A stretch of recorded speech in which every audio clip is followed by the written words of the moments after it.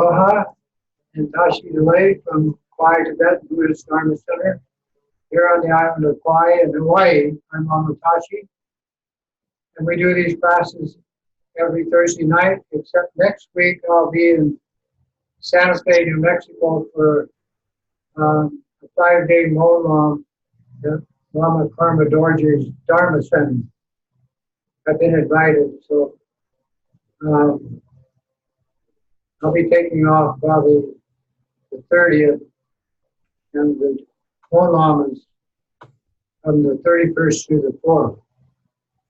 And then I've been, I might have to go to Lama Rinpoche's Dharma Center in Truth or Consequences, which will take another few days. We're going to skip next week's class. Tonight's class, of course, is all about healing in the Tibetan tradition, the shamanistic methods. And tonight we're going to do the most all-inclusive method called the Medicine Buddha practice. And this particular practice, as do some of the other practices of Tibetan Buddhism, deals with the cause of dis-ease. 2 words, dis-ease, which we know as illness. When I say it deals with the cause, all the medicines of the planet, all the traditions of all the cultures are symptomatic in their approach to healing. But in this tradition, using this particular practice, the Medicine Buddha, or actually any Buddha method practice, deals directly with the cause. And the causes are listed in the Medicine Buddha practice. And basically what they are is your emotional program, divided into 5 categories. And these emotional conflicts everybody has. So when we talk about this category, it's universal. Animals, humans, and spirits. This emotional conflicting mind. And what we've done in the Tibetan tradition shamanistically is divided all the thousands of emotional defective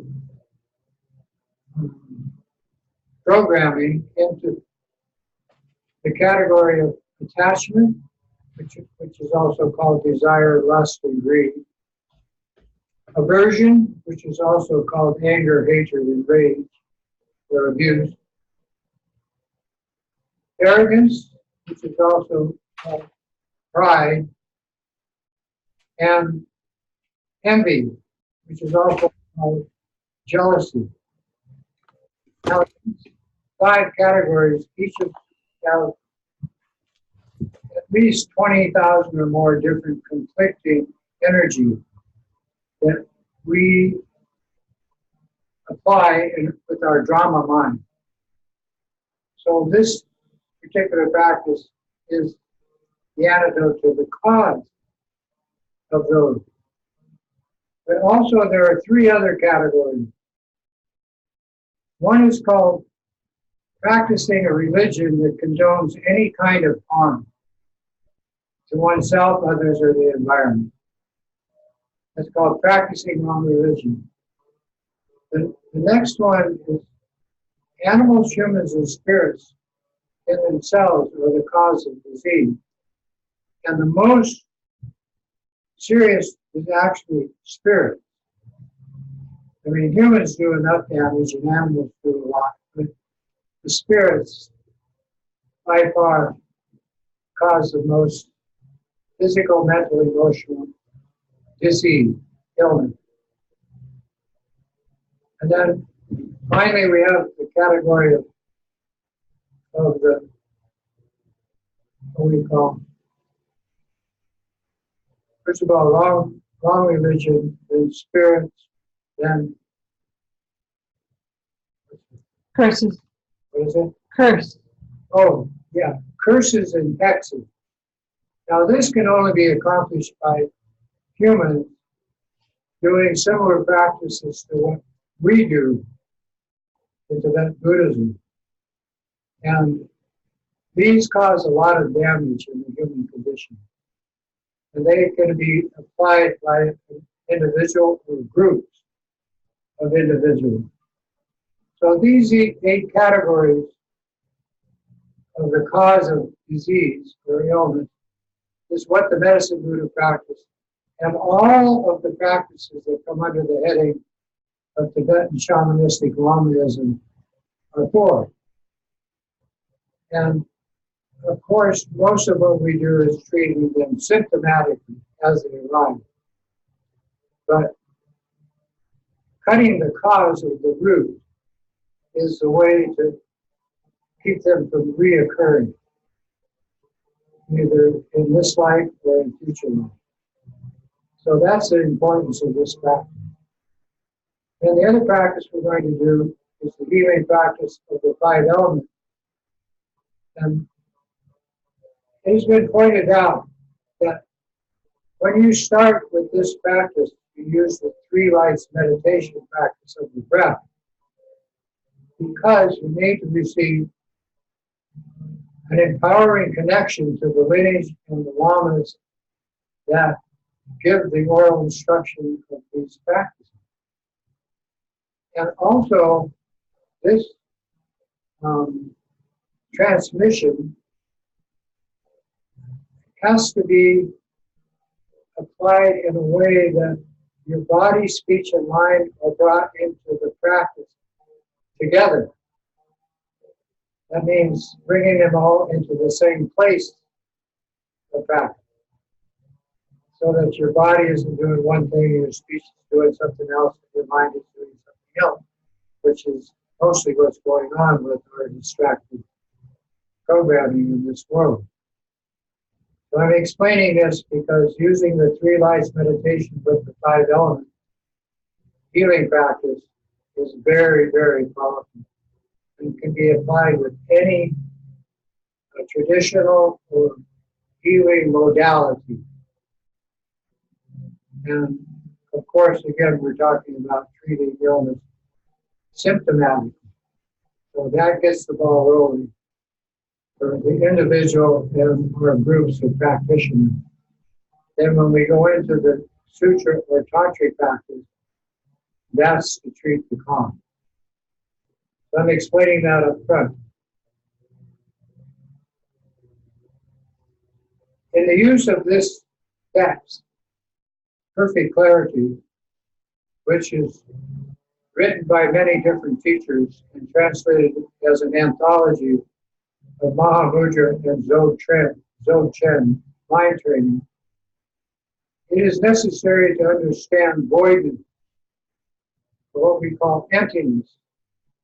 Now, ordinary people have not a clue as to this, the power of this state of consciousness. But all of us have it. It's innate. And others delve into it inadvertently by having near-death experiences or using psychotropic drugs or extreme physical programs, work or running, like things like that, will take them into what we call the zone. And our method is to use meditation and contemplation to understand voidness is the nature of your mind. Voidness is the nature of everything that your mind connects to through the senses. Everything you see, smell, taste, touch, and feel is that same concept of energy. And how this works, it could be explained in many, many ways, but the simplicity is all of what you are experiencing is a projection of your mind. Now, first of all, that doesn't compute very well. Nobody wants to own up to the fact that they're creating this world around them. But the Dalai Lama has said many, many times, your thoughts create your world. So each of us individually are creating our own individual situation, which we call our world. But out here, all of that is a shared concept. And out here, you can see voidness right in front of you. This is voidness. You know where I'm pointing? Right here. If you ask a child, what's right here, the child will say nothing. But that's voidness. Because nothing is everything. Right here is the five elements. The air that you're breathing, it contains the moisture. The earth is dust, the light from the sun, and moisture. So these five elements create everything, but they're universal. And these five elements together are what you are projecting and experiencing the world around you. So I'm going to read a little bit about understanding voidness. It says, everything in the three realms, without exception, is simply a state of emptiness. And into this great state of voidness, all of us have arrived. And eventually, all of us will leave. Okay. Pointing out that all appearances are simply emptiness, or a unity, is through the analogy of water and ice, as follows. All the phenomena, no matter how they are experienced, are empty, because from the very moment they arise, they lack any inherent identity of their own. Yet, while not consisting of anything whatsoever, they are experienced by us in countless ways. This is known as the unity or one taste of appearance and voidness. This is similar to the analogy of ice and water, both being the same thing. Similarly, understanding that bliss and emptiness, luminosity and emptiness, awareness and emptiness are the same thing. And if you understand that these three are simply the nature of your mind, you are realizing that the multiplicity of everything is all the same thing, which in Tibetan is called one thing, one flavor, or they say one color. Like tonight, we're going to use the color blue, similar to the sky. When an individual realizes that everything is just that, no one will discover anything other than that, or in any way be able to disprove that. This is what we study. This is also the reflection, which we call contemplation, in the meditation training program that we use to reestablish our mind in this reality. Number three is establishing that all phenomena are of one taste, not only by the analogy of water and wave, but also to understand that all phenomena are created by means of emptiness of your own mind, arising in all forms as this world around you. No matter what mind projects, all of it is the nature of the Lama. This intrinsic nature, called Dharmata, permeates the realm of this phenomenal world, which is called Dharmadhatu. All of those, this is known as one taste, manifesting as a multiplicity. In our language, it is called the universe. The practitioner who realizes this experiences this all-pervading emptiness during ensuing wakefulness, sleep, dreams, and the experience of leaving the body. This yoga of non-meditation is establishing all phenomena as being the innate co-emergence of energy described or labeled as light and space.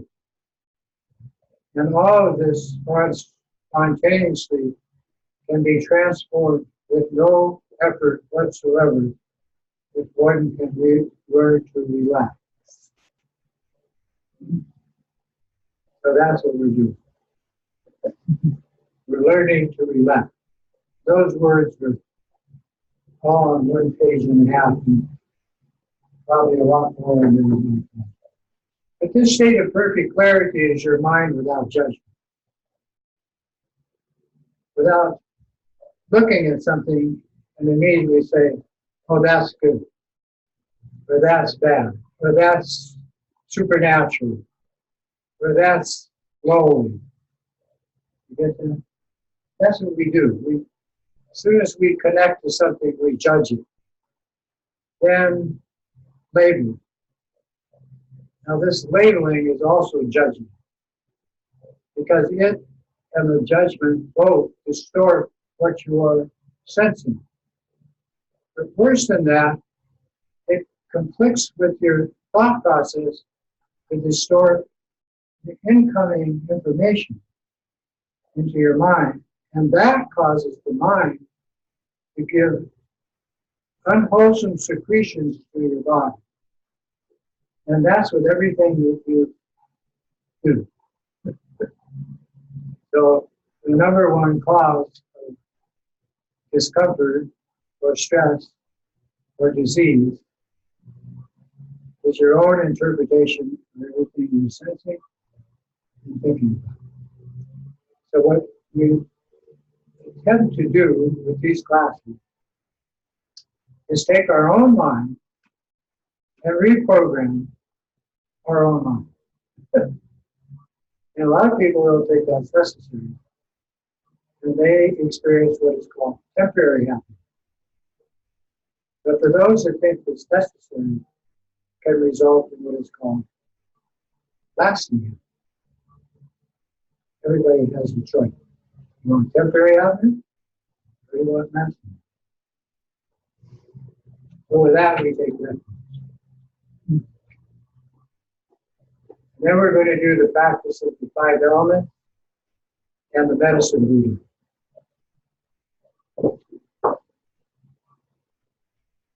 To start this reorganization of our own consciousness using our intelligence just as it is, we start with this first prayer, which is based on motivation. And this motivation is unique in approach to mind training and healing.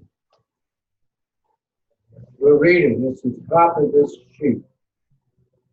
In order to attain enlightenment for ourselves and limitless sentient beings and others, we now all together take refuge in non-outward prostration.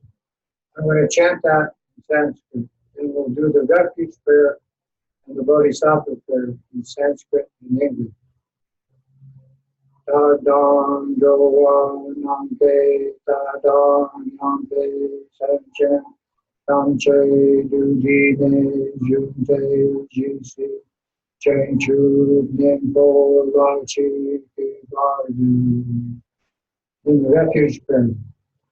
Rodan Lama Damba Nam Shiro Yedam Shokor Gilaso Nama Shiro Danje Chondinde Nama Shiro Dande Chernam Shiro Dande Gendu Nama Shiro Karo Kandro Chokyo Sume Shoye Sheda Tempa Nama Shiro Sanje Chodam Choki Chodam Mahadeju Adu Dati Chakti Chudagi Jinso Chipe Sona Doma Tense Sanje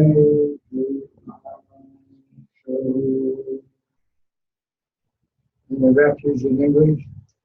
We go for refuge from all glorious holy wrongs. We go for refuge from all the idioms or the deities gathered in our mandala. We go for refuge for all the Buddhas, those who conquered mind and gone beyond.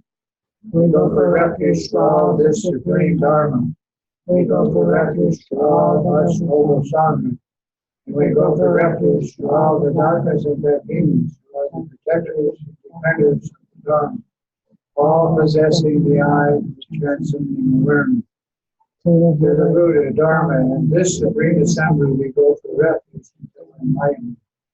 May I, through merit gained for practicing the six perfections, accomplish Buddhahood for the sake of all sentient beings.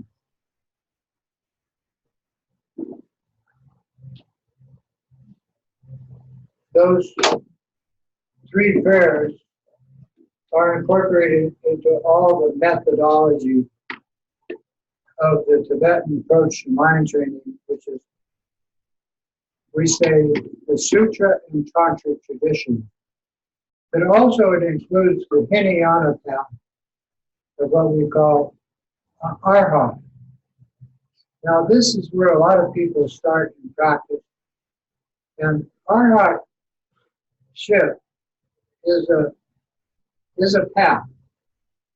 And it involves escaping the emotional programming that we are conditioned. But it doesn't go far enough because it's an individual application of the motivation to become mature or enlightened. And so when we talk about religion, that's Arhat. Okay? So religions can take you out of the emotional programming that causes so much pain and suffering, but it doesn't take you into the energy field of what we call all-pervasive mind.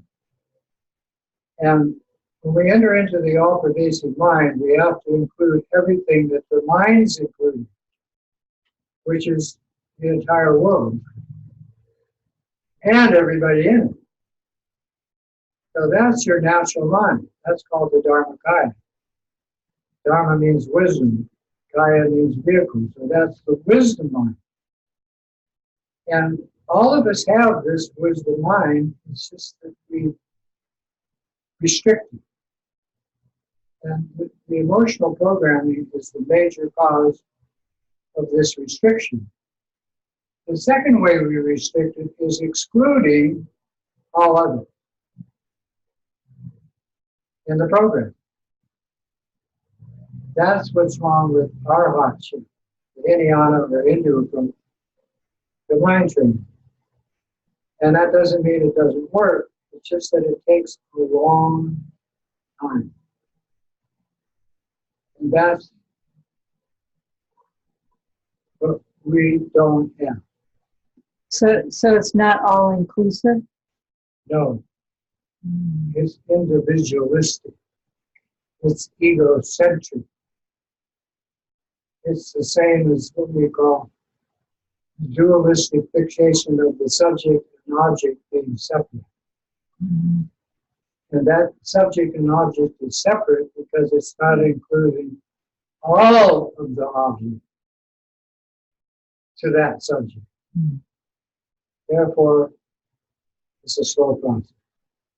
But one can attain a high degree of realization and peace. Also, the second problem with the Hinayana path is it doesn't cause lasting happiness. Now, happiness is a kind of an odd word because if you have happiness, you have to have the opposite. You can't have happiness without sadness. It's just like you can't have outside without the inside.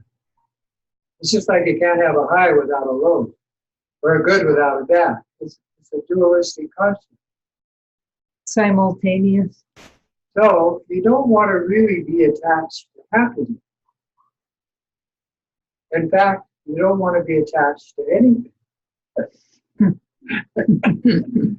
Okay, because why? That's in the emotional programming that's causing you unhappy. Now, what about this shamanistic stuff of Tibet Buddhism? Are you supposed to be attached to the Lama and all this stuff you took refuge? You know, the Buddha, the Dharma, the Sangha, the Lamas, the deities, and protectors. Are you supposed to be attached to that? Are you? No. Absolutely not. You do have honor, respect, and devotion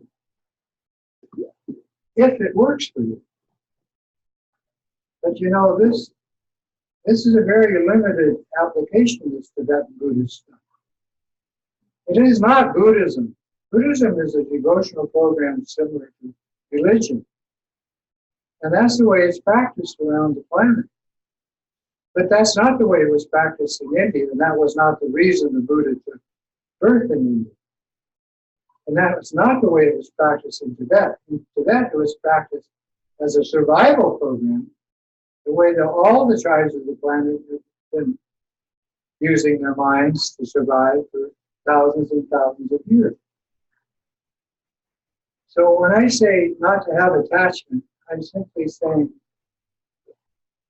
attachment is based on judgment. And attachment usually arises because you judge somebody or something to be good. You know, like you don't want to say Lama Tashi is good.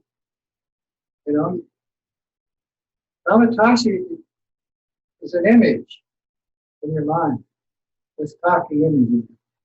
How do you know Lama Tashi is good? Okay? We don't. You don't. Yeah, you know. You want to apply that to everything. That's called intelligence. You just don't go out there and grab the first straw that comes along and say, oh, this is going to work for me. No, you got to check them out.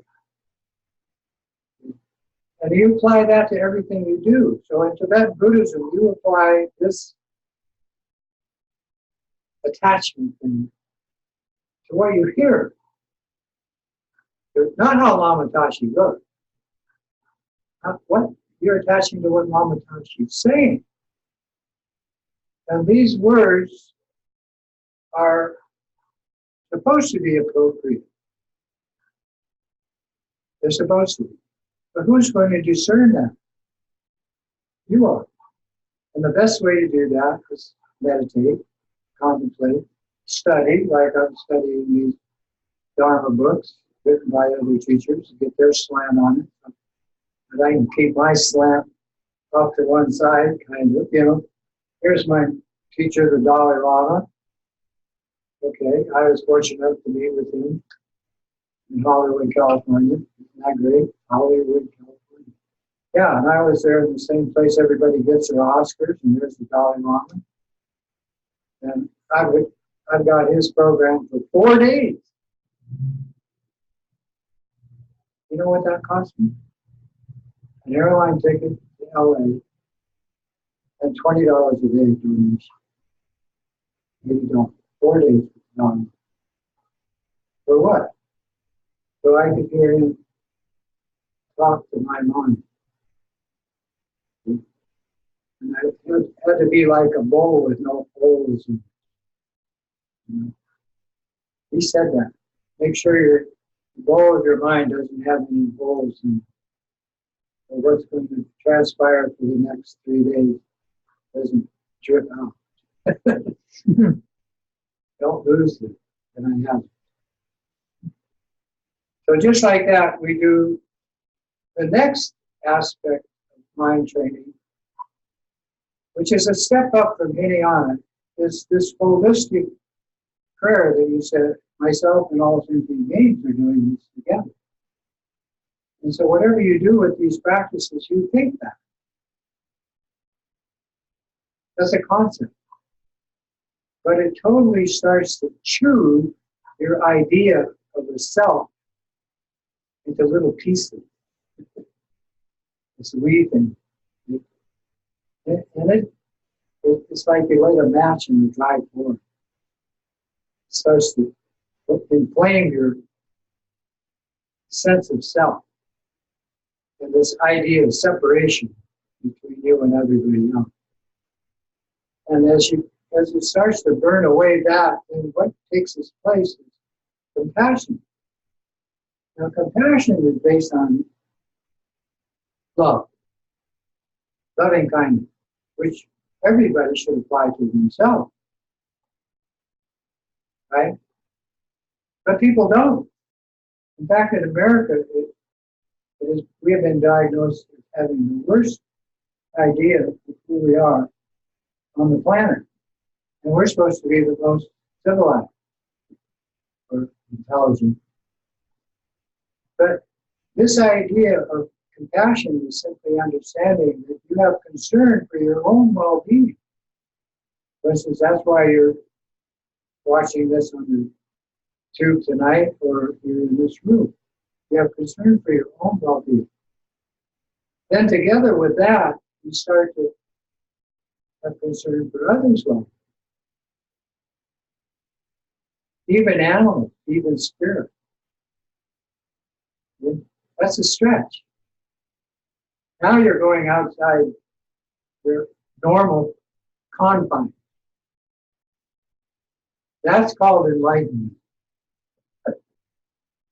So if you want to know what enlightenment is, it's the concept of concern for the well-being of others based on loving kindness.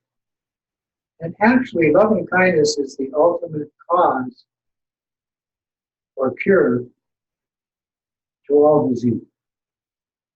Just that. And loving kindness is what your mother showed you, or you wouldn't be here. Even if she threw you in the dumpster after you came out of the womb. For 9 months, she created you. And that kind of loving kindness is the basis of what happens once you're out of the womb in the animal and human world. You can see that. Otherwise, we wouldn't be here. And the animals themselves wouldn't be here. I mean, look what a whale does when a baby whale is born. Unbelievable. That huge, bigger than this house, baby, that mother in the ocean has to take care of. That's real loving kindness. Amazing. And so, if you like animals and watch animals programming, you can see that all the animals, that's how they get to exist. So those two, loving kindness and compassion, is what the Dalai Lama stressed to me in Hollywood for 4 days as he gave his program on just exactly that, and how to project in such a way that those two arise together with insight into what's really going on. That's called wisdom. And retraining the mind so that the conflicting emotions don't tear you apart, physically, mentally, emotionally, and most importantly, spiritually. And the word spiritually, in his description, was the spirit world itself. And when these spirits come at you, which they do constantly, the idea is to magnetize them. They say, come on, spirit. Come on, let's dance. Then subjugate. Now there's a great word. Now subjugating is our movement that comes from the loving kindness, compassion, and the insight into what's really going on how to use the spirit world energy for healing without getting messed up in the process. So when you do that, you have to have a program. And the program for most people in the Dharma of Tibetan Buddhism is the Sutra practice, based on what is called the Bodhisattva in male and female form. And in doing that, they use the power of the all-pervading intelligence of their mind to accomplish it. And all it is saying that, yeah, come on. Okay, now you're dark, and I'm attracting you with whatever light I'm imagining in my mind. Now I want you to have some of this light, but at the same time, I don't exist, but I have this other program that does, which was taught to me by the Dalai Lama. It says, if you do this, you will have less pain and suffering yourself. So there's a trade-off between you and the spirit. Because you must understand, like us and like the animal, all of the spirit world is in a state of intense suffering. All of it. From the celestial realms of the heavens to the demonic realms of the world. Spirit world. So why would you want to do that? Because it's appropriate. Because it's beneficial. Two ways. First of all, for you, and second of all, for them. Now, that doesn't mean you're going to control the whole spirit world. That's not possible. Because they're infinite in number. Okay? And they're always infinite in number. You might take out a huge part of this program subjugating, and as soon as you do that, another huge part arises. What do you do about that? You follow Dalai Lama's advice and throw an image at them that will cause them to say, okay, we'll go along with your program. And you have to do two things to make this work. One, you have to be able to meditate. You have to be single-minded, focused. It means right here, right now, dealing with these guys and girls called spirit, because they're both male and female. And you have to be able to use your imagination. And the theme, the best color for this is blue. Blue. All the color codes work, but the best color is like the sky reflecting in the ocean. Blue. And you can pick whatever color blue, but when dealing with these critters called spirit, the darker the blue, the better, because that's close to their color, which is black. Right? That way.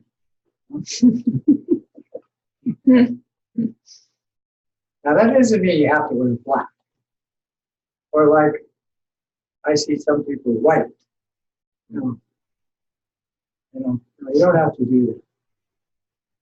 But in your mind, you have to be able to arrange this color code in a certain, either geometric form or spirit form that causes them to respect you. And with that respect, acknowledge that you might be able to help.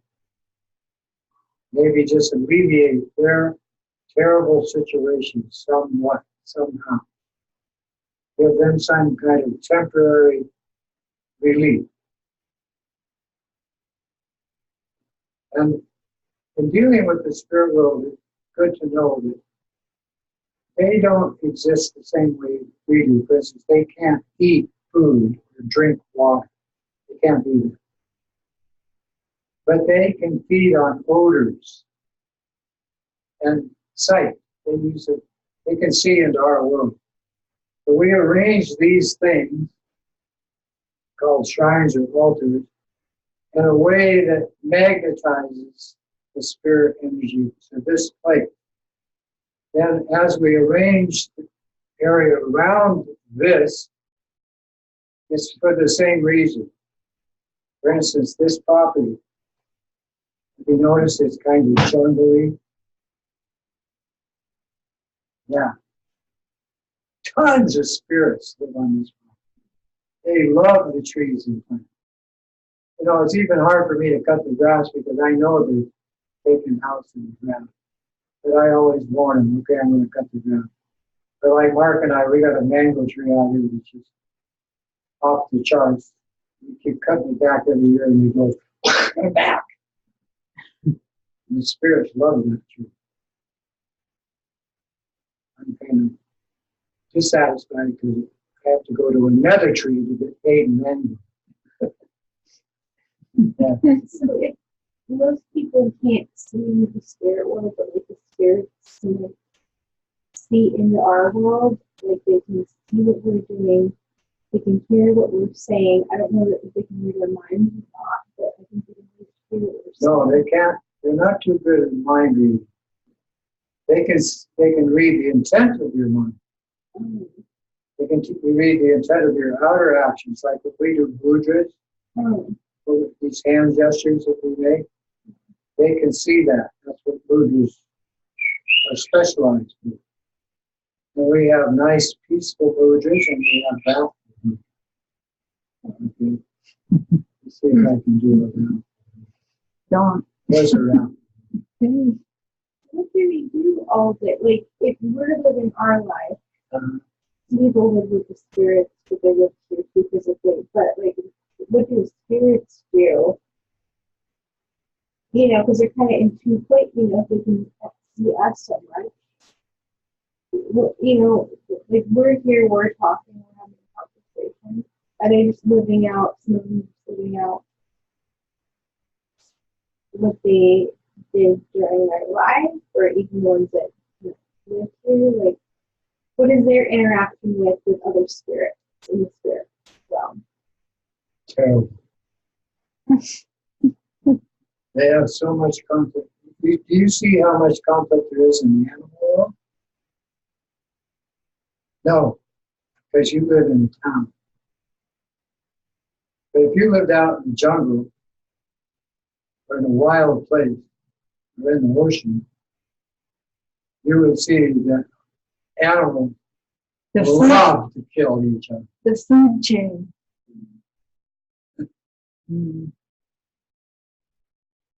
Not all, but no. And like that, the spirits feed off each other. Okay, and they have a hierarchy. And if I say the ones that are odor eaters, that's only one category of spirit of what we call deprived spirits. And in that category, there's 180 other kinds of spirit. Just in that one spirit of deprived. If you go into the demigod world, which is called the war and war god spirit, which is similar to what you deal with the military, that has many different varieties of demigods. And they're not all killers. And there's one type of spirit, I forget the name of it, that specifically obstructs Dharma practitioners' progress. Yeah. Specifically. They torpedo us continually. We've dealt with them. We dealt with them. We deal with them regularly. That's one thing. They just, If you read that's the their fine function. print, They just want to flatten you, you know. How does that come? Like a manifest? Or Obstruction in your practice. You want to see how it manifested in you one time? Yeah, really. Yeah, no, like an epileptic seizure. And I'll give you another example. This friend of mine, or a student, she went to Maui. It was before we had a stupa. She wanted to circumambulate the stupa because it's one of the quicker ways to improve your karma and your merit. So she flew to Maui. She went to the Paia stupa. She parked her car. She got out of her car. She walked about 5 steps and fell and broke her ankle.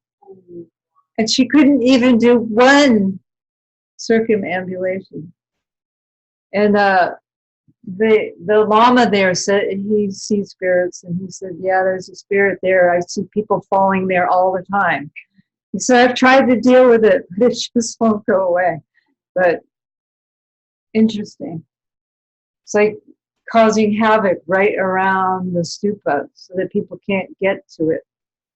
I'm going to sum up how this works. But there's a lot of things. Light attracts dark. Conversely, darkness attracts light. If you don't understand that, you don't understand the nature of the universe, which is mostly dark. But in this huge, immense space of darkness, there are manifesting lights, galaxies, solar system, black holes, all of that, energy program. But for us to become enlightened is a magnet for darkness. It's kind of like rich people with a Ferrari, a huge mansion, a gold, one of those, what they call Rolex. Rolex, diamond rings and jewelry, gold chains around their neck. What have they done? They've made themselves really nasty view. In the same way, if you are happy, healthy, and surviving, you are a target for every critter, animal, human, and spirit in the universe that is not that.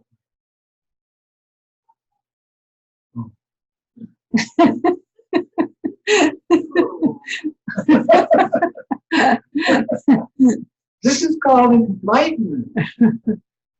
Because that's what we are. We're nothing but a bunch of atoms glommed together in an intelligent, manifesting consciousness, which is simply like the body is a husk holding this consciousness. And for 99% of it, it's a karmic predicament. Because we don't know what to do with it. And not only that, everybody's throwing all these weird messages at it that everything is permanent and separate and their way or the highway program. You know, from birth. And you don't walk around, what the heck? You know, after a while, some people get so overcome. I'll give you an example. I go to the beach every day down in Kapaa, and there's a hose in a guy's car. I mentioned this before. I walk over to the guy, hi, what's going on with the hose in your tailpipe in your car? Oh, I want to kill myself. Oh, okay. I perfectly understood. And he was crying for help. Because the car wasn't running. Probably ran out of gas. I want to kill myself. I'm glad he said he didn't want to kill me.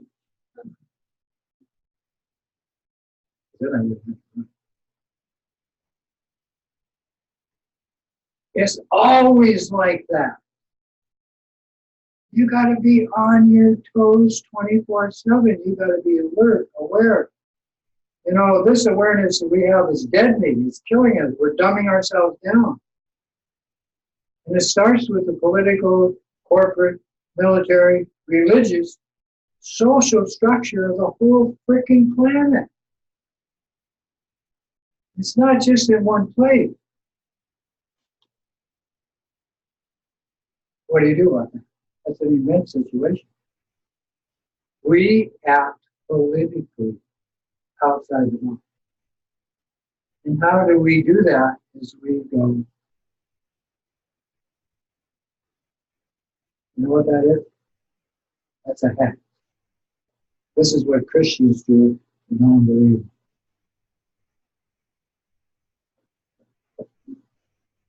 There's a hex. But we don't do that. No, we don't. We can't do that. We do just the opposite.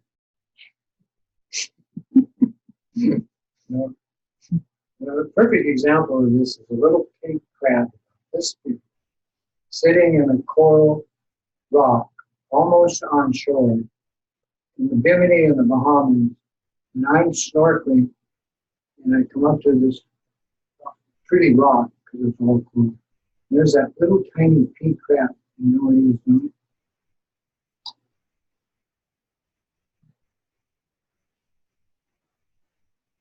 That's what we're all doing. Everything.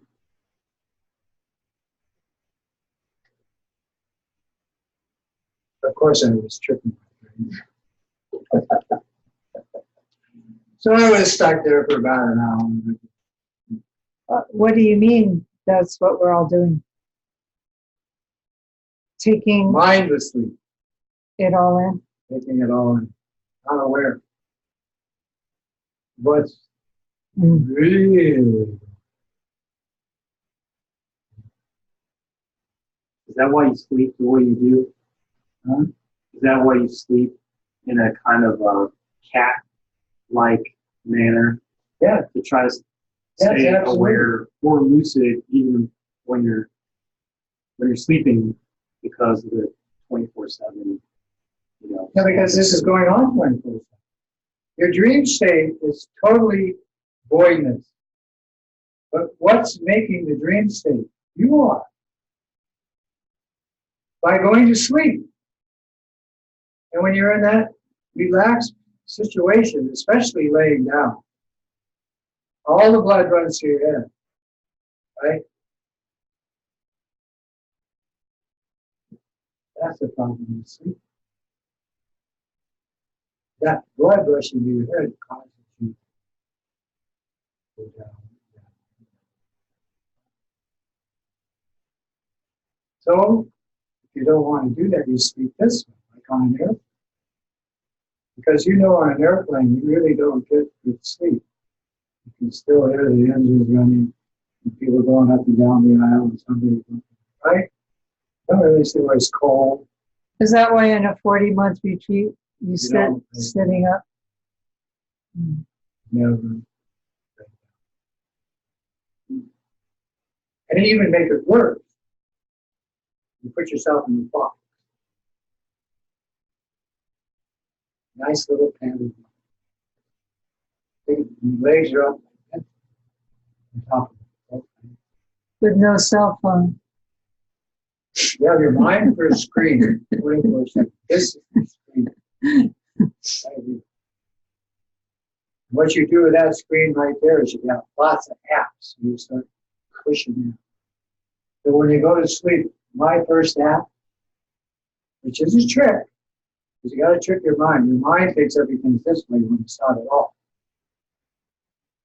Is to put a sound in your voice without making a sound in your throat. So you put the letter ah in your throat in red on a 4-petal red lily, which means it's a directional thing going out in 4 directions. At the center is this ah sound. As soon as you create this ah, which I just did, I drew it. Did you see that?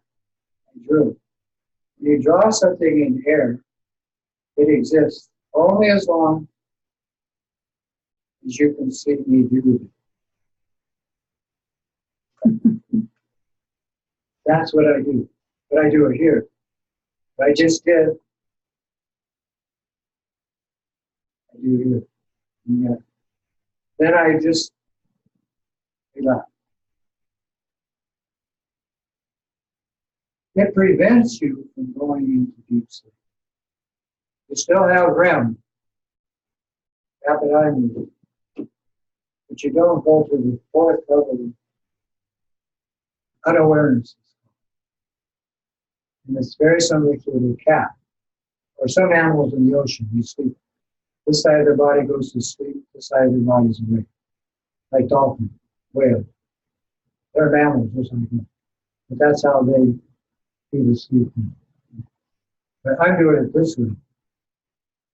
This is aware, this is resting. From here down, no problem.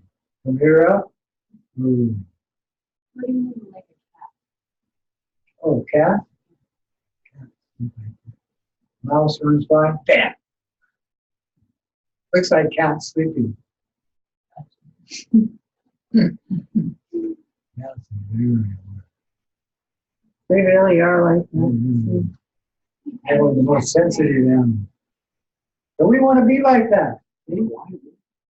And we got Momo back here. Momo, he's a really funny guy. So he's got one eye. He's always good. If I even look like I'm going to feed him. What are you doing? What are you doing? Symbols, color codes.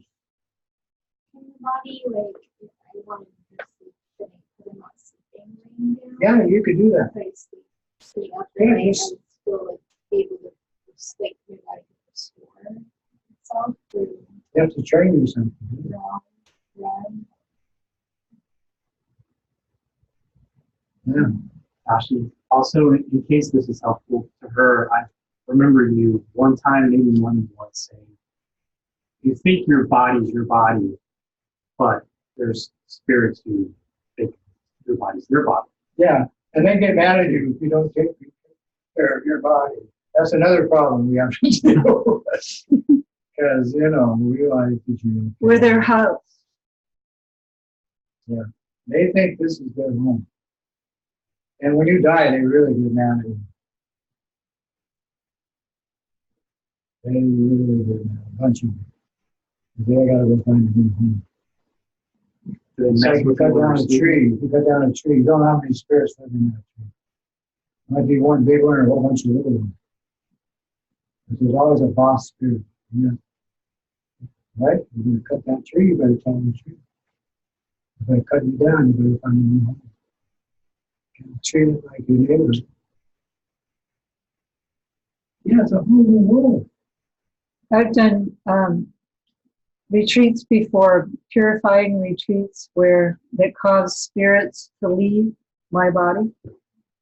And they didn't like it. And on their way out, some of them left marks, like visible marks. You could see like scratch marks. But that's what it was. They were not liking having to leave. Some stink on you too. You know, some or You've heard of stink bugs? There's stink bug spirit.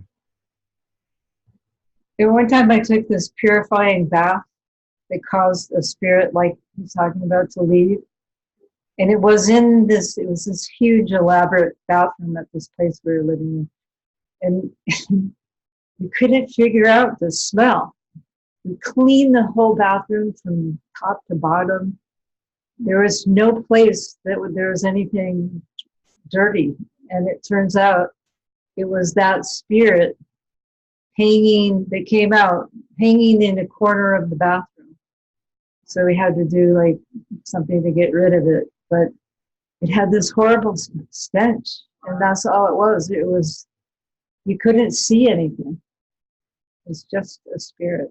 Is that why in Wendler, that one spot that always smells like, right after the shell, right before Kumo, it always smells bad. That's just a spirit. Could be. I It would could wonder be. that. Always just keep There are many places on point like that. It's a highly, Plants that are doing it's a really highly spirited place here. It's really active. it. Oh no, it's way more than You know, when we go to Pola Holly, Ringo will have Ringo sees spirits, and he's like this. Finally, you know, like after 5 hours of that, I stuck a pillow over his. makes you rest. that. Bring him under my sleeping bag. One night we were out there and he likes to dig in the sand all night. Dig, dig, dig, dig, dig, dig, dig. We woke up in a ditch all over around the sand. There was a meteor shower coming in too. So we weren't getting very much sleep anyway. Ringo, He sees him, he woofs all night, and you look out, there's nothing there. There's no people, nothing. we'll be in there watching television and then go get up and go in the corner.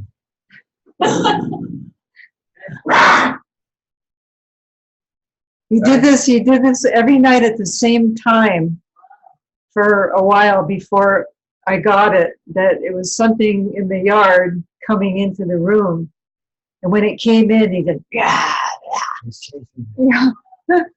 Just tell him, son. You know, so then we did a whole thing on that room. Haven't seen him since. So what, In any case, what is this we're talking about?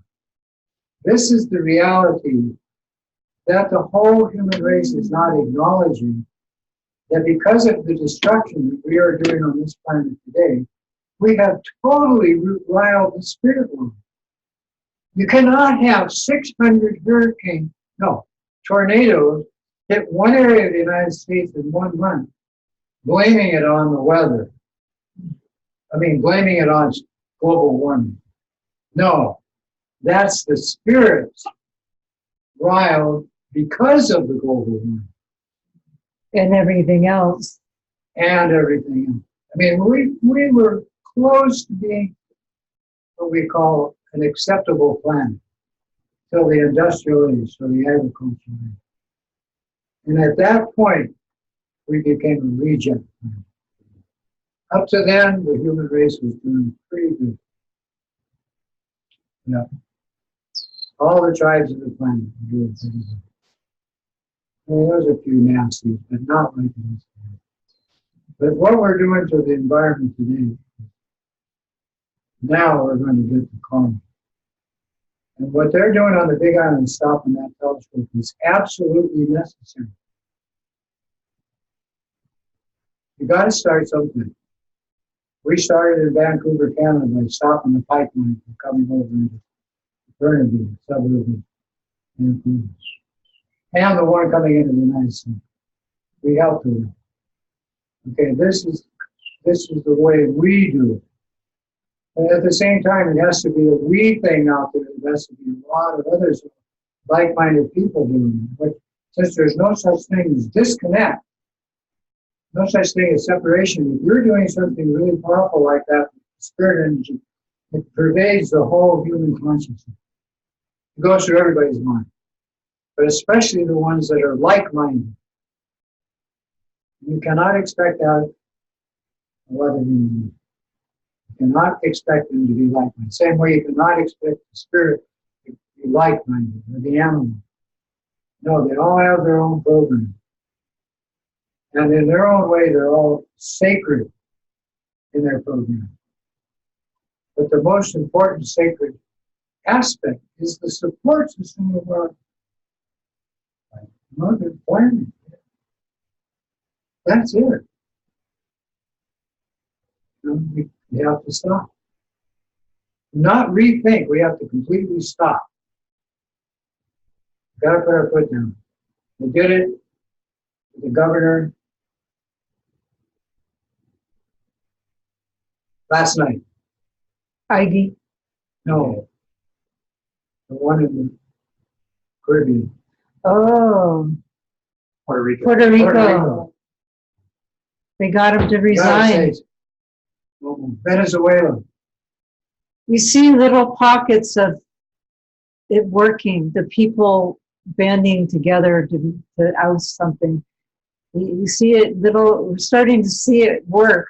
You know, Mauna Kea is It's not that an there's something example. wrong with the telescope.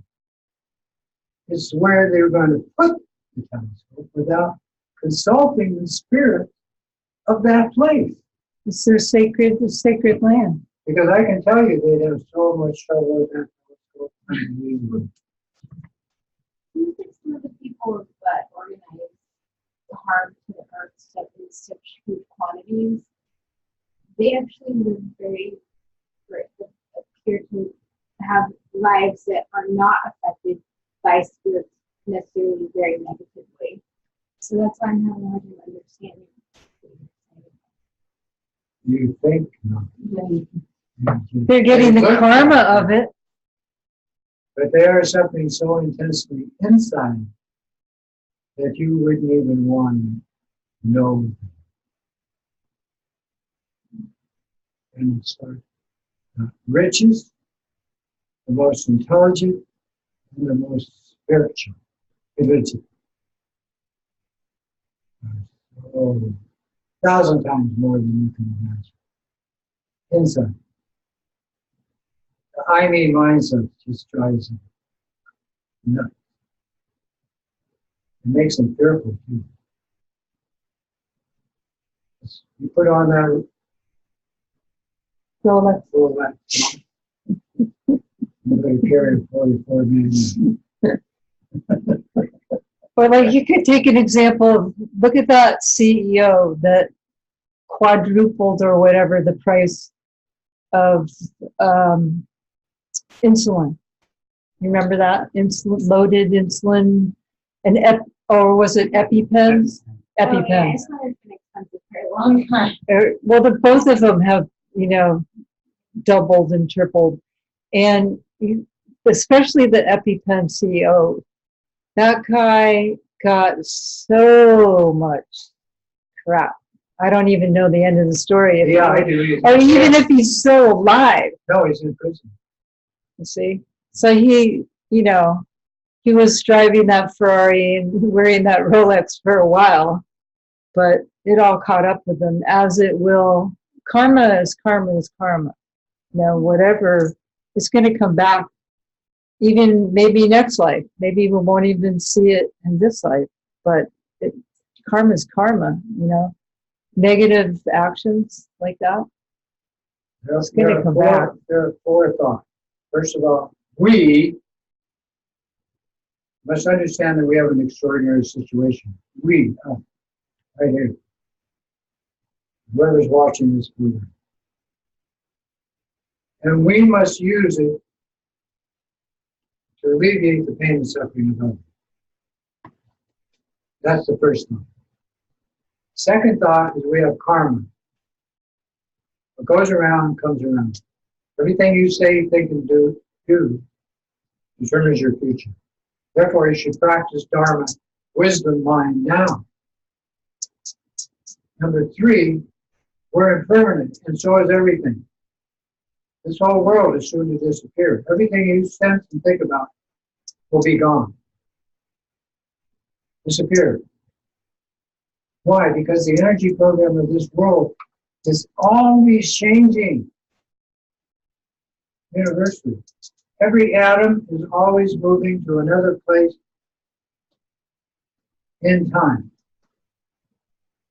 And number four, conditioned existence is unfavorable because you have aging, sickness, and death is the way of being. That's not appropriate.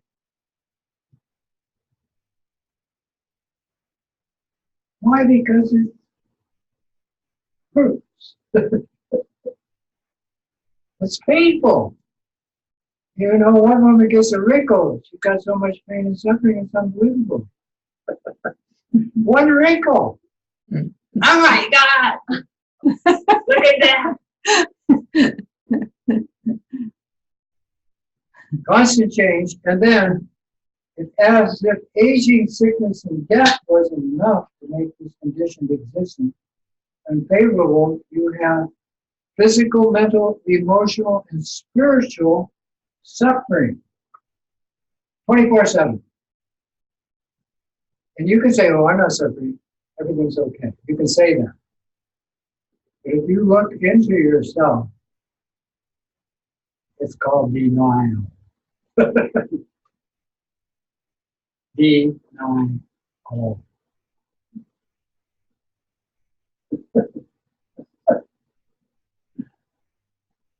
So we practice. Sit with your back straight.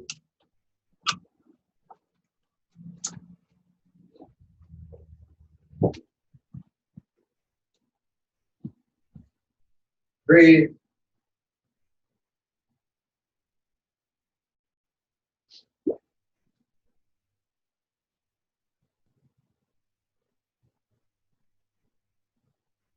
Just by breathing, you move your mind into the present moment of the exceptional life support system of your own inhale and exhale.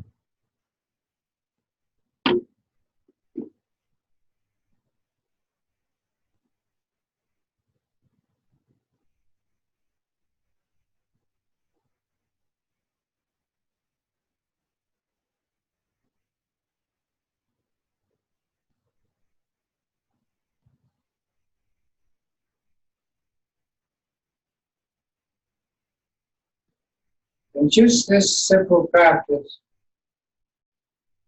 of being present implies that your body, speech, and mind are working in one place together. And you're mindful of that.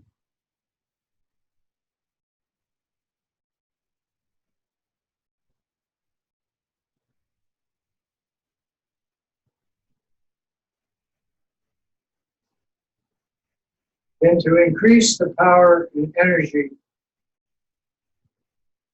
of just that, you use your imagination together with your focus on the breath to color the inhale of the air, which possesses all the elements, into your lungs as white light. This is the code for clarity, energy itself.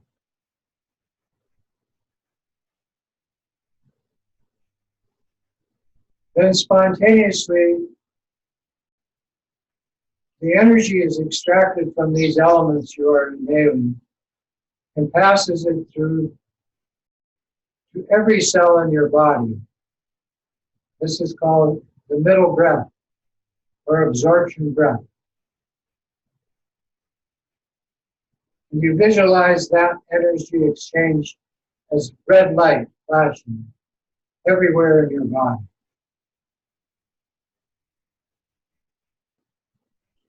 And you combine these two life-sustaining methods as one, and exhale out your nose blue light as a healing breath available to whoever exists in space.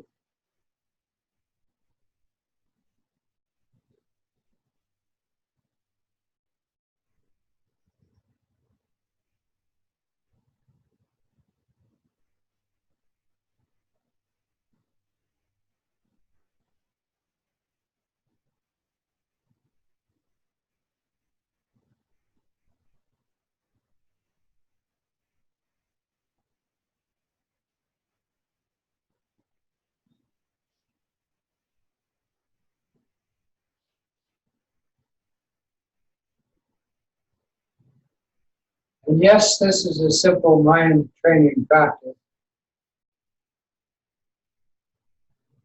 but it is so powerful in its application of these three colors, white, red, and blue, that all of the methodology of Tibetan Buddhism is transmitted orally with these three as the code. The white for the body, the red for the speech, and the blue for the mind, which produces everything.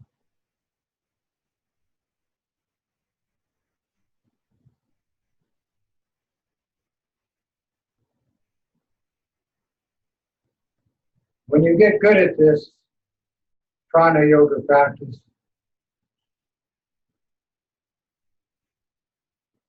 you will not only see its result, experience better health, less stress, and so forth,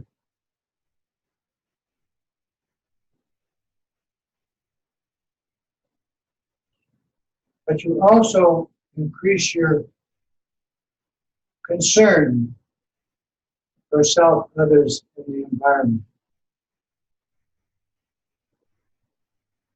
And yes, you are relaxing into a state of peace and tranquility. But that's only the platform for shifting your awareness from the drama field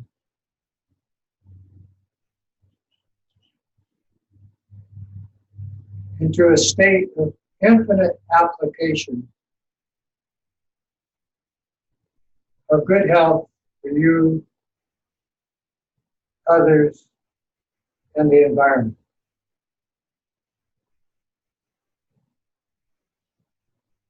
Then, when you have practiced this for a few minutes, this healing breath,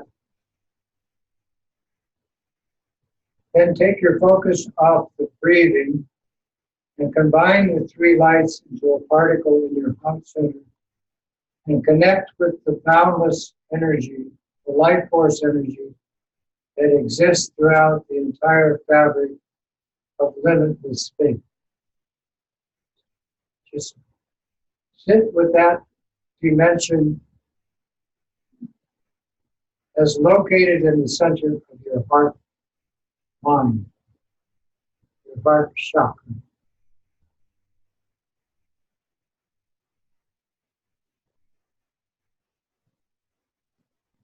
This becomes the foot of meditation and all contemplative practice.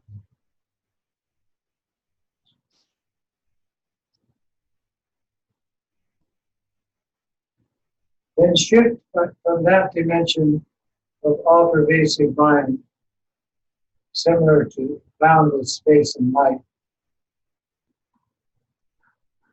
by expanding that particle into a small sphere of clear light energy.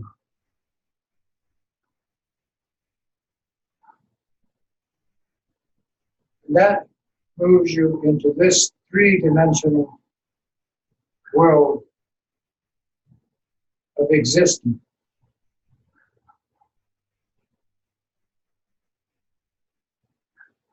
Then expand that small sphere until it creates one of the five elemental creation energy, universal energy. Tonight we're going to use the six-sided yellow cube. The geometric form that looks like a cube of sugar colored yellow or gold. And you label it Earth. The same element that creates your bones and the world you're standing in.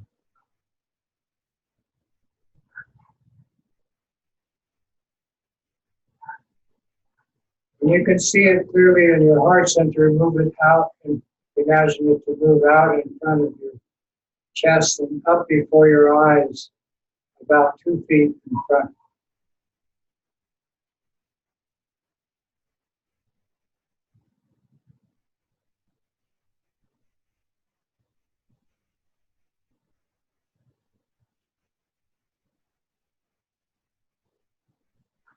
And expand it in size to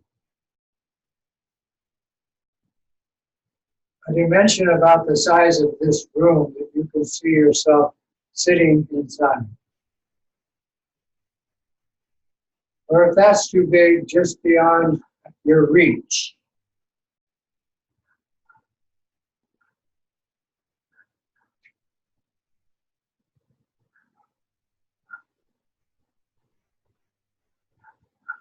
And all the life support, the life-giving energy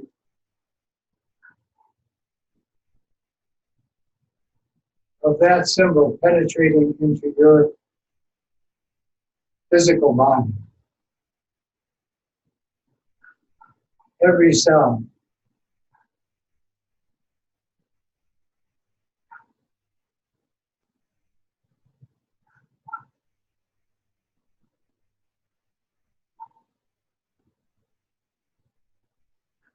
Keeping focus and imagination together, expanded in size to completely enclose this island of Kauai, or an area the size of the town or city where you live.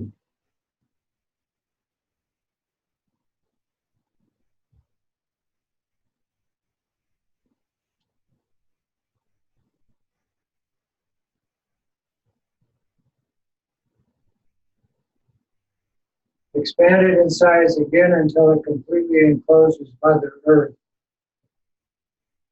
including her atmosphere.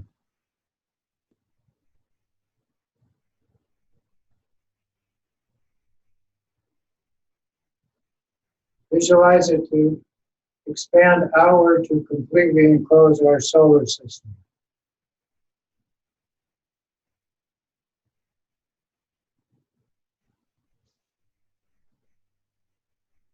See all the planets and the sun inside.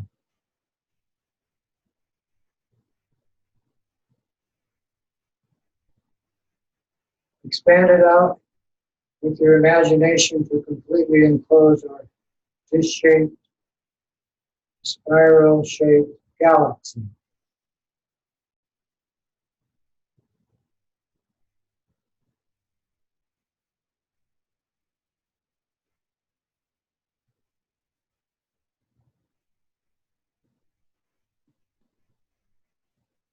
And what you are doing is you are sharing this life support system with your mind, all the beings that exist within those geographical locations.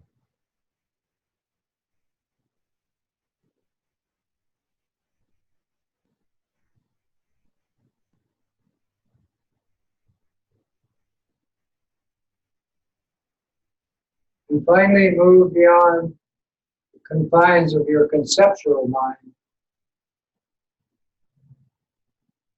and see this blend with the totality of space itself.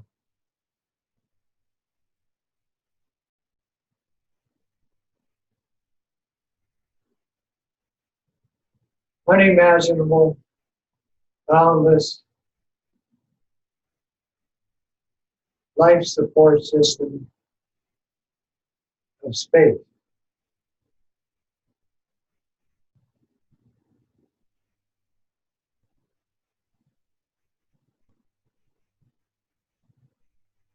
And relax in that dimension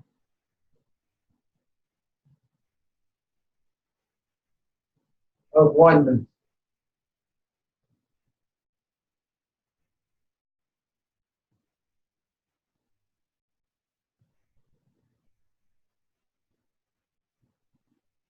Soak it up.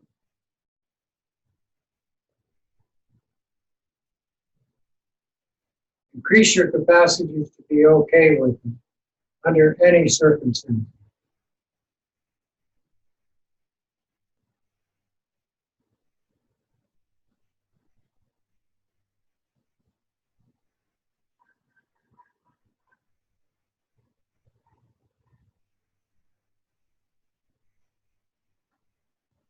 Then return with the six-sided cube and enclose the galaxy. Reduce it in size to just enclosing the solar system. Much smaller in size to just enclose Mother Earth.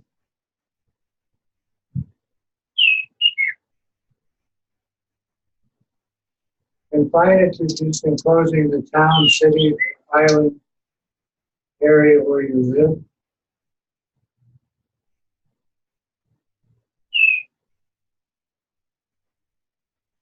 Then bring all of that life support energy by enclosing your physical body.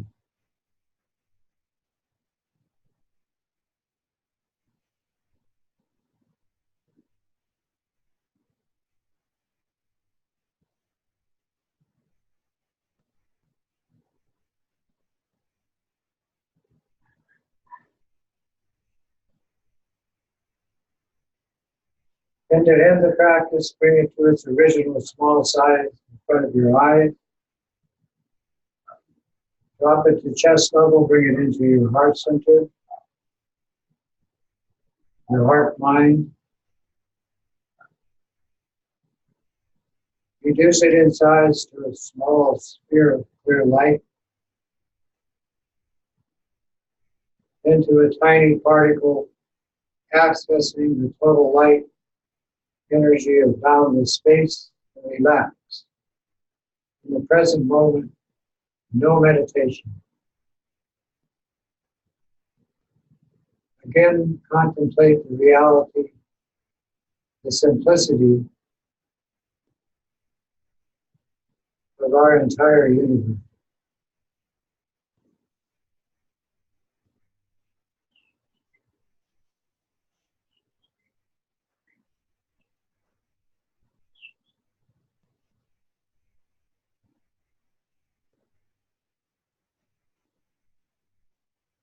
Simply train your mind to contemplate and be present in the moment,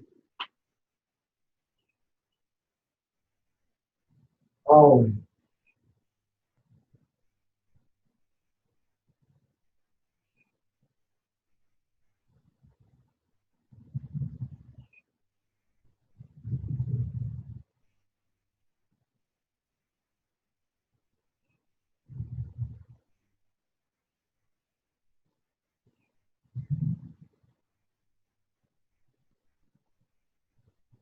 Then bring the awareness produced by this healing practice to in front of your eyes and into this place of practice.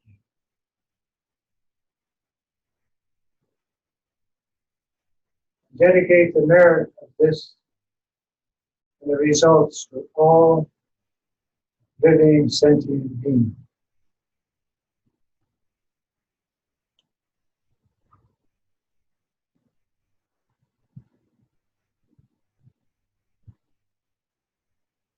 That's it.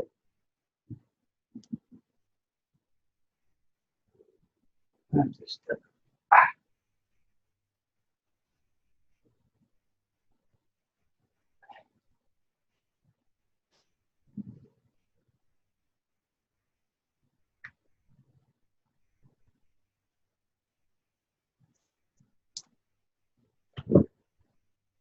now, understanding interconnectedness.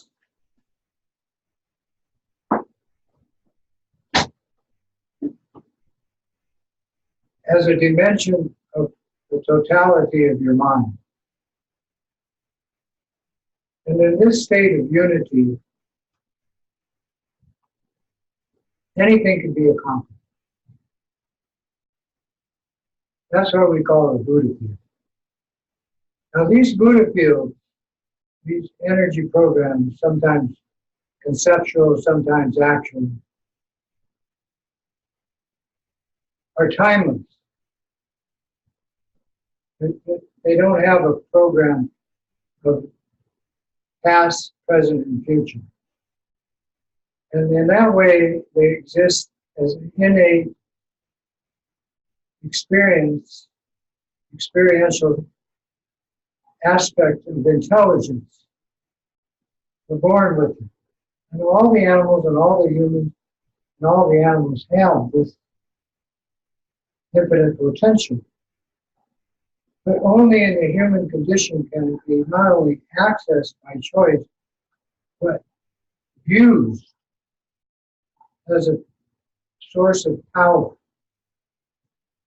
Not just inspiration, not someplace that you want to dwell or go to, not as a goal, just an aspect of your being that is infinitely more appropriate than the ordinary way of being.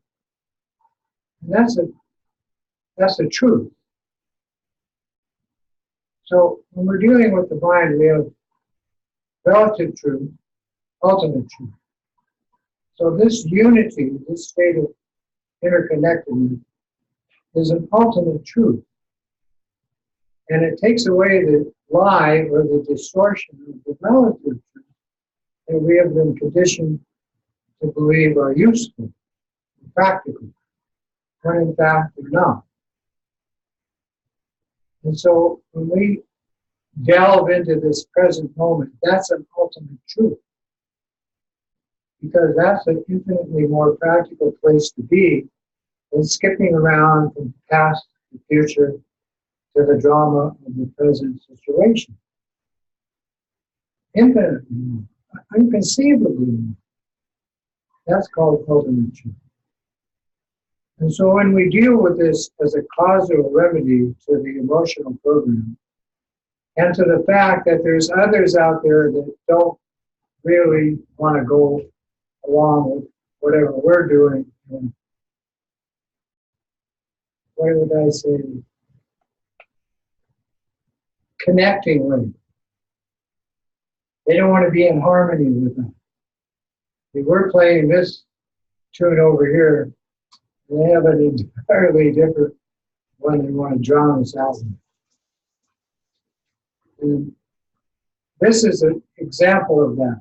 We have 8 auspicious symbols. This is called the 8-spoke wheel, which is the most auspicious.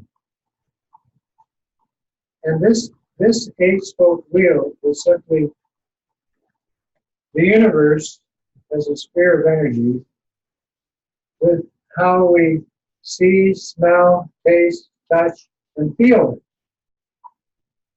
And then how we think, emotionally react,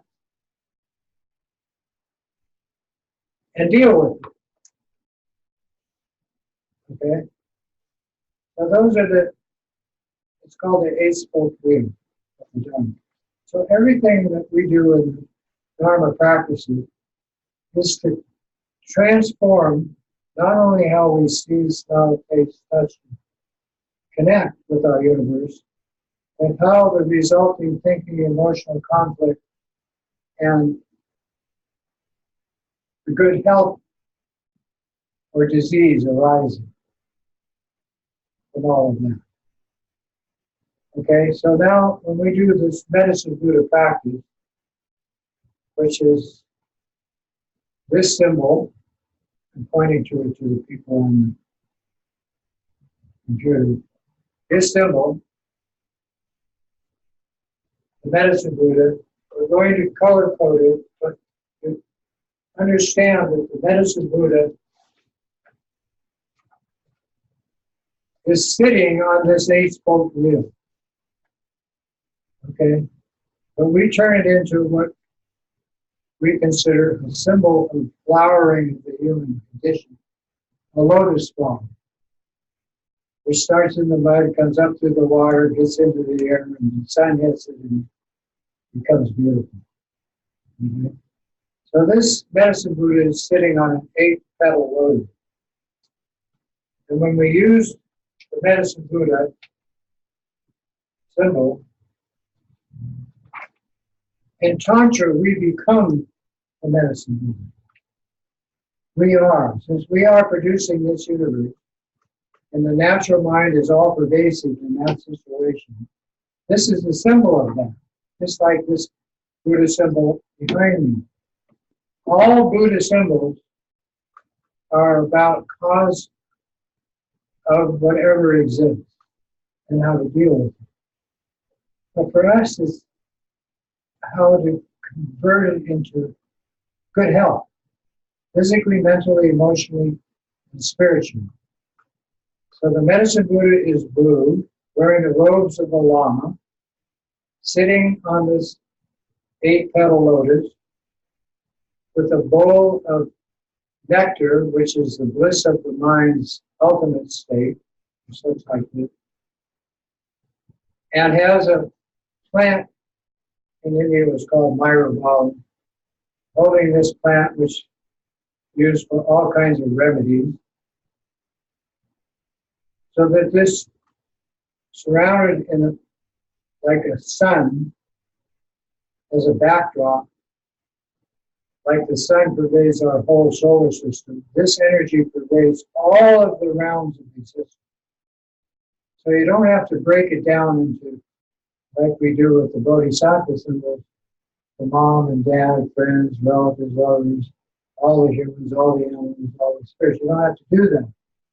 This symbol is your all-pervasive mind as the symbol. So you already have this all-pervasive mind. Now you're acknowledging it as a causal healing program. And we establish the exhale of the home as the creation of this is applied physically, mentally, emotionally, and most importantly, spiritually. Why spiritually? Because we're including that world as part of the healing program. That's where the word spirituality arose from, either religiously or shamanistic. So these two together. Now, how does the mantra of this vibration of this that you are imagining arise is because it is all pervasive. Just like your exhale, when it goes out your mouth, you don't know where it's going. So why not think it goes everywhere? See? That's a program. And it's okay. You know, the plants love your carbon dioxide mixing. They're making their own with their own droppings, you know, on the ground. Compost and leaves and everything. Okay, so that this works more efficiently, I'm going to give, for the people watching, for us, an empowerment. To receive this empowerment, all you have to understand is the transmission of this is timeless and is in our tradition 2,600 years old. So this was started by Shakyamuni Buddha 2,600 years ago, passed through India, Tibet, and all the Himalayan countries to us. It goes like this. I'm reading this from the sutra. Precious Lama who shows kindness in three ways, with his or her body, speech, and mind. Please confer upon me the four maturing empowerments so that I may reach maturity in this lifetime. In this moment of requesting this empowerment, the settled Om of this white light radiates from the Om at the Lama's forehead and is absorbed into my forehead. My obscurations of body are purified. I now receive the base empowerment, which is the empowerment to cultivate the creation phase of this medicine Buddha as my own spiritual emanation or body. Thus, I gain good fortune to realize the fruition of the Nirmanakaya, a healer available to all. Then the syllable Ah amidst red light radiates from the Ah at my Lama's throat and is absorbed into my throat. I receive what is called the secret empowerment of the Sambhogakaya, and all obscurations of speech are purified, and then my speech is empowered, and I am able to practice the self-consecration of the speech and body of the medicine Buddha, which is treating all causal disease. Finally, the syllable form of this blue light radiates from the form in my Lama's heart, absorbed into my heart, and I receive the wisdom empowerment. All obscurations of mind are purified, and I am now empowered to practice the path of the messenger. This is the seed of the Dharmakaya, which is one's own all-pervasive mind, is sown, and its realization is now born in my stream of being. The fourth empowerment is simply the Lama melting into light and merges inseparably with me. This is the fourth empowerment, and by it, all obscurations of meditating equipoise are purified. I am now empowered for the inconceivable practice of union of all three, body, speech, and mind, in action. Thus the four kayas are realized, and with it, the inseparable expanse of the totality of space and awareness is directly experienced. Then dawns the naked experience of bliss and emptiness, which is my own true nature. So that's how the empowerment works. Now, for people practicing, this means that you can do this practice anywhere, anytime. And we're now going to do the practice, starting with the seed cells of Om, the creation sound of this deity. And how we apply this is with the three lights breathing. So simply sit and inhale with the white light of the air coming into your lung and hear the sound Om. Then the energy of that passing through your body to every cell as red light, hear the sound Ah. Then those together exhaled out the nose become the healing breath of the wisdom energy to treat the cause of all disease. Boom. Hear the sound. Boom. Inhale white light into the lungs. Hear Om. Absorption breath light through the body. Hear Om. Exhale to space, to all beings. Boom. Blue light. Boom.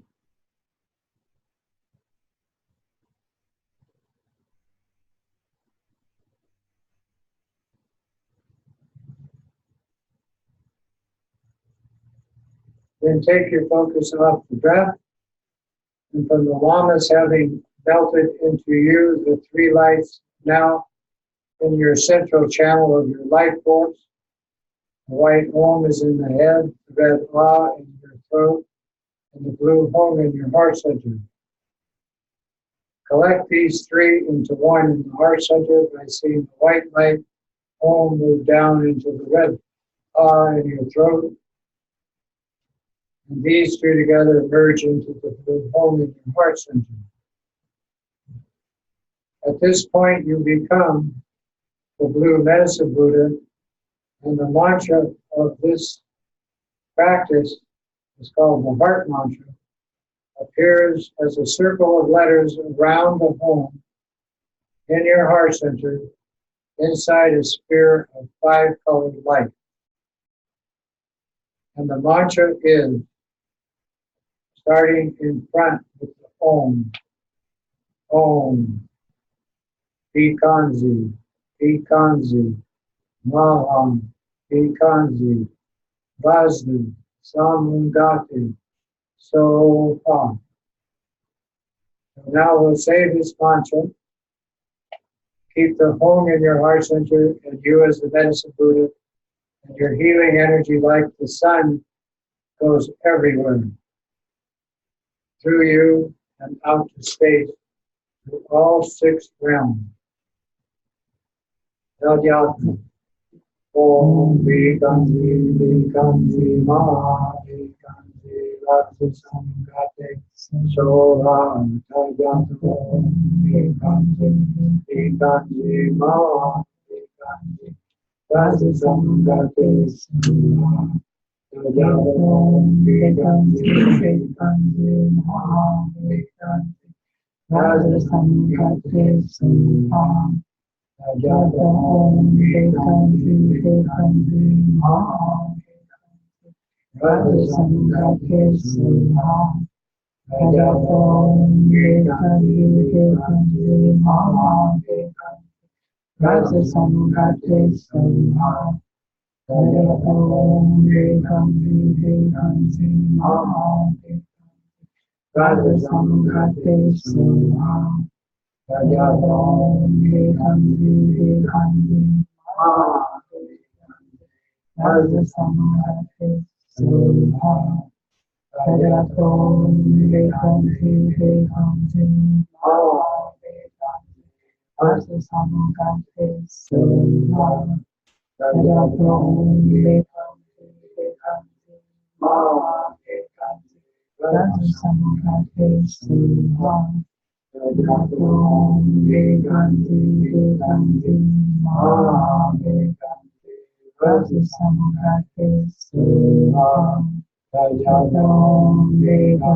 Vikanti Maha Vakti Samgate Soha Om Vikanti Vikanti Maha Vakti Samgate Soha Om Vikanti Vikanti Maha Vakti Samgate Soha Om Vikanti Vikanti Maha Vakti Samgate Soha Om Vikanti Vikanti Maha Vakti Samgate Soha. Now we're going to apply the medicine Buddha mantra as the cause of removing judgment from attachment, from judging things to be good. And this attachment is the first petal of the medicine Buddha of 8 petals. So as you say that, think that with attachment, there's an opposite energy which is negative. And in the middle is the remedy. So somewhere between attachment and whatever is opposed to that, there's this middle ground of space itself. And you find it with this mantra. So that attachment, desire, lust, greed, all of these functions that fall into the thousands of emotional conflicts under the label of judgmental mind are remedy. And the remedy is the space and light energy itself.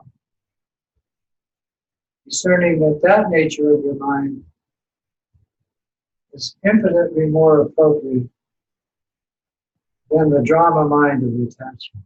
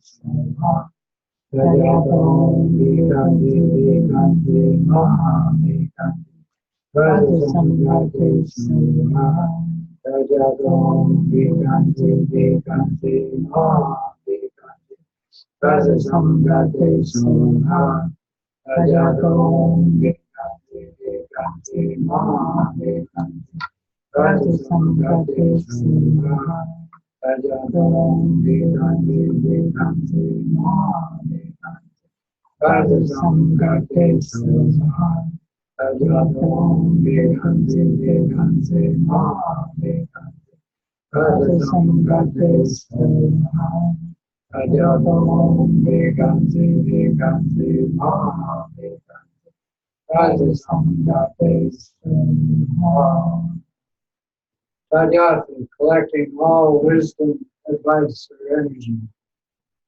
Om, everything that rises in a state of clear light.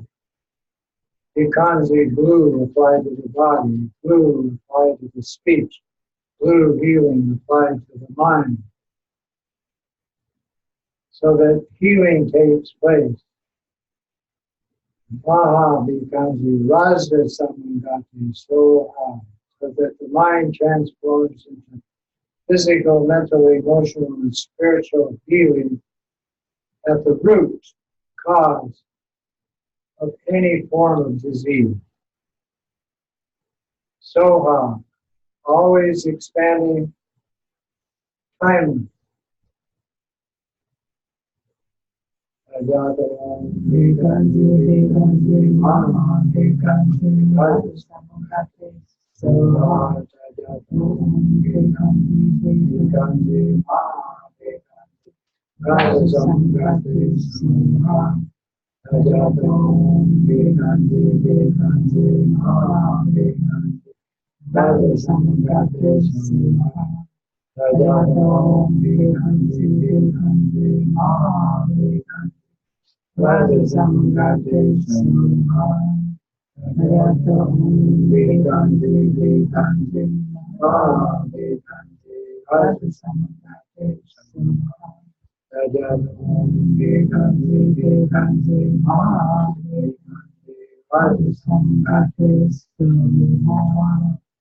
The second petal of the lotus that Buddha is sitting on is aversion. And all forms of reversion. So the remedy is unity, oneness,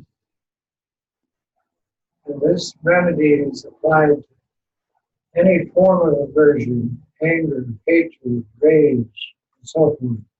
All the thousands of conflicts that arise.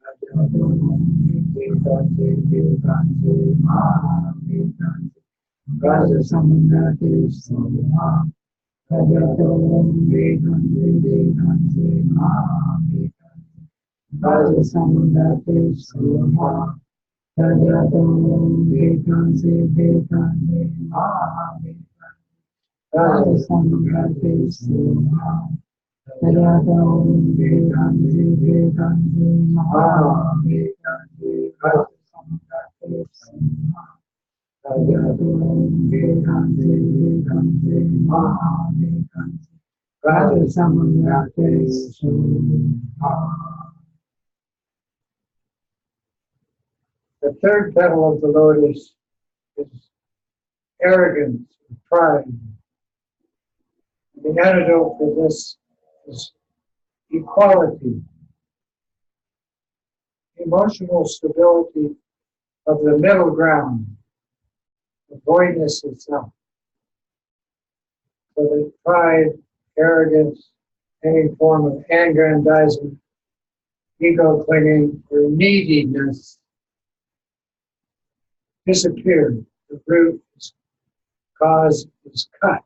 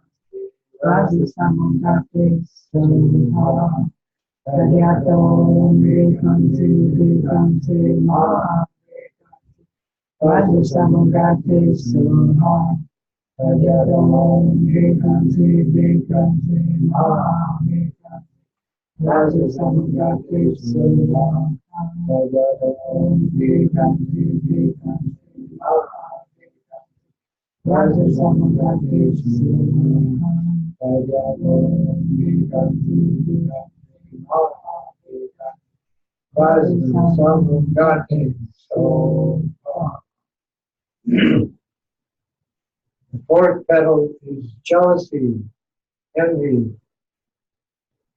And this leads to anxiety, depression, fear, and so forth. All the other thousands of afflictions associated. And we cut the cause by setting up auspicious circumstances for ourselves and others as the antidote, the activity of the Bodhisattva.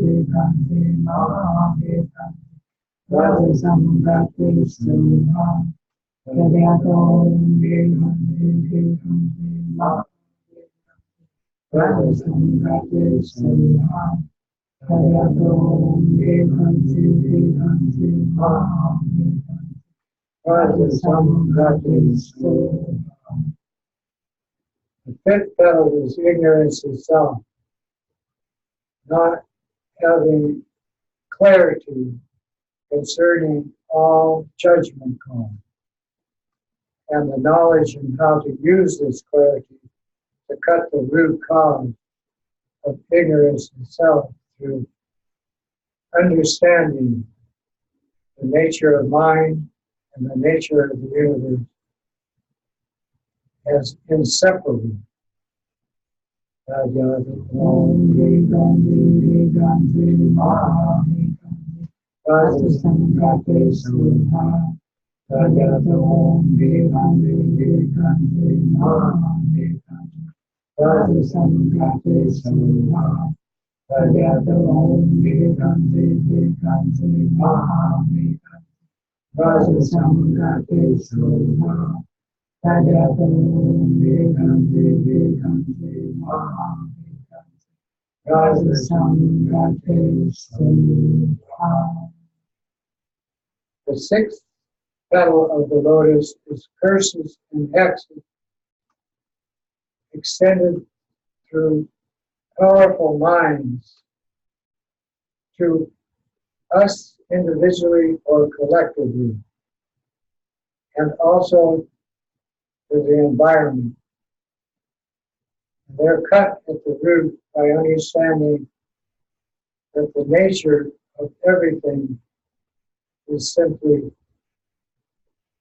it's an illusion. It's all illusory. And returning whatever energy enters into your situation to the sender, along with the good karma of you wishing them good health with this mantra. Rajata Om Vikanti Vikanti Maha Rajata Samgate Sudha Rajata Om Vikanti Vikanti Maha Rajata Samgate Sudha Rajata Om Vikanti Vikanti Maha Rajata Samgate Sudha Rajata Om Vikanti Vikanti Maha Rajata Samgate Sudha Rajata Om Vikanti Vikanti Maha Rajata Samgate Sudha Rajata Om Vikanti Vikanti Maha Rajata Samgate Sudha. The seventh petal is practice any religious tradition that condones harm to oneself, to any of the sentient beings in the universe, animals, humans, or spirit, and to the environment that sustains them. And the antidote is returned with the wishes of the Medicine Buddha that they all are established in good health and attain maturity or Buddhahood. Rajata Om Vikanti Vikanti Maha Rajata Samgate Sudha Rajata Om Vikanti Vikanti Maha Rajata Samgate Sudha Rajata Om Vikanti Vikanti Maha Rajata Samgate Sudha Rajata Om Vikanti Vikanti Maha Rajata Samgate Sudha Rajata Om Vikanti Vikanti Maha Rajata Samgate Sudha Rajata Om Vikanti Vikanti Maha Rajata Samgate Sudha. The eighth petal is any harm or disease inflicted from the spirit world or from any animal or human into our situation individually or collectively, and that all that energy be returned along with the good karma of this practice, that they attain good health, happiness, and realize the true nature of their own mind. Rajata Om Vikanti Vikanti Maha Rajata Samgate Sudha Rajata Om Vikanti Vikanti Maha Rajata Samgate Sudha Rajata Om Vikanti Vikanti Maha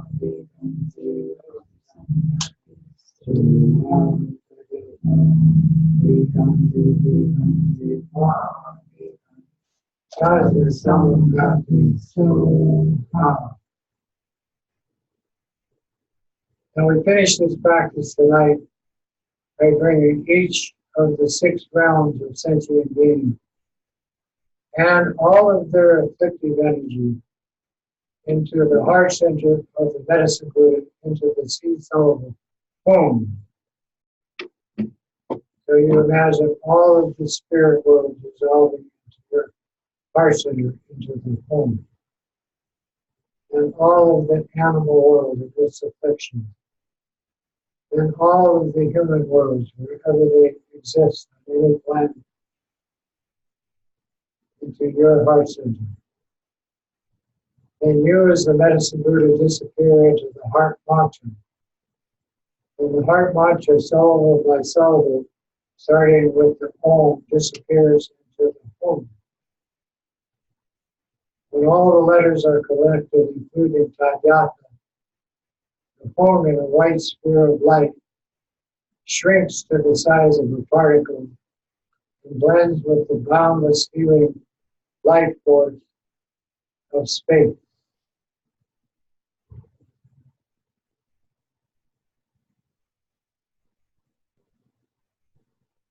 No meditation.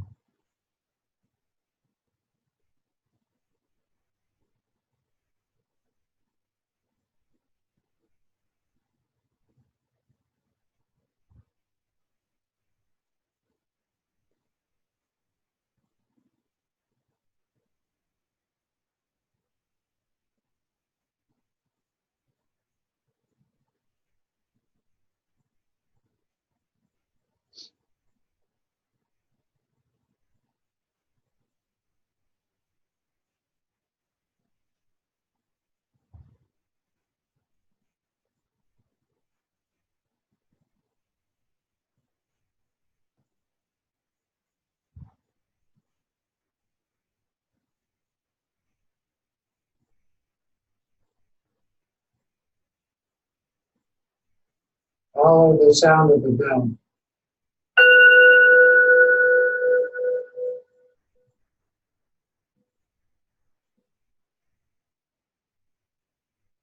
Body of a Buddha.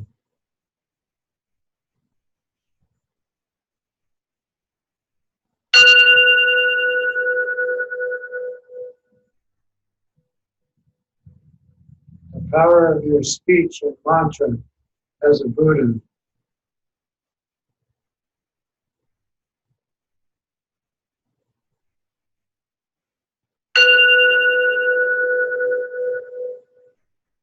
Mind without judgment.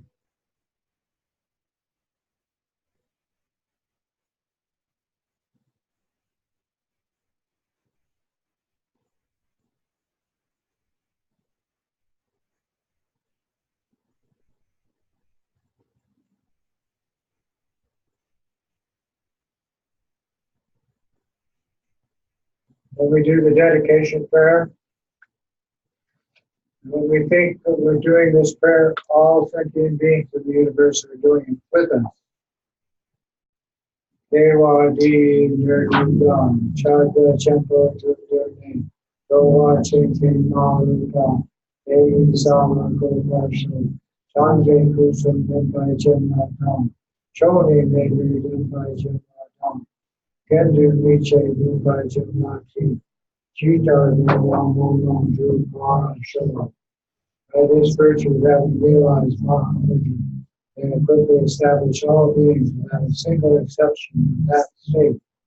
By the blessings of the 3 bodies of the Buddha being accomplished, by the blessing of the truth of this Dharma being unchanging, by the blessing of the wishes of us, the Sangha, being awakened and accomplished, may all this and all dedication prayers be fulfilled. May all the lamas have long life, good health, happiness, and prosperity. And may all their wishes be fulfilled. In this universe, may also be happy, free of suffering, established in bliss and equanimity.